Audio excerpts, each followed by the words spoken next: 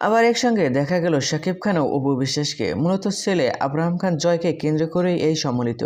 জয়ের জন্মদিন ছিল, আর এজন্য উদযাপনের আয়োজন করা হয় শাকিব খানের গুলশানের বাসায়। আর সেখানেই অপু বিশ্বাসকে দেখা গেল।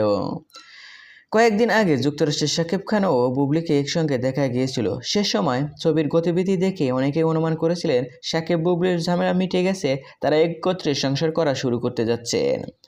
আর এও মনে করা হচ্ছিল অপুর সঙ্গে শাকিবের আর দেখা হবে না।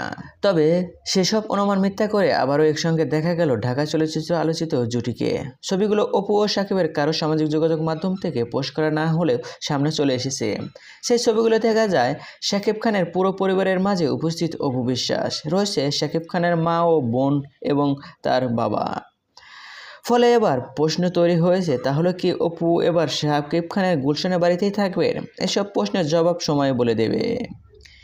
এদিকে শুক্রবার রাত 12টা পুরোনোর সঙ্গে সঙ্গে ছেলের ফেসবুকে জন্মদিনের শুভেচ্ছা জানান শাকিব। আপলোডে করেন একটি ভিডিওতে দেখা যায় বিদেশের মাটিতে শিশু পার্কে জয়ের সঙ্গে খেলায় মেতেছেন অভিনেতা। ক্যাপশনে শাকিব খান লিখেছেন, শুভ জন্মদিন আমার ছোট রাজপুত্র। সো ভিউয়ার্স, শাকিব খান ও অপু বিশ্বাসকে দেখে আপনাদের কি মতামত? তারা কি আসলেই এক হয়ে গেছে? সো এবারেতে আপনার কি মতামত কমেন্ট বক্সে জানিয়ে দিন। আর হ্যাঁ, বিনোদন জগতের সকল খবর পেতে চ্যানেলটি সাবস্ক্রাইব করুন। ধন্যবাদ।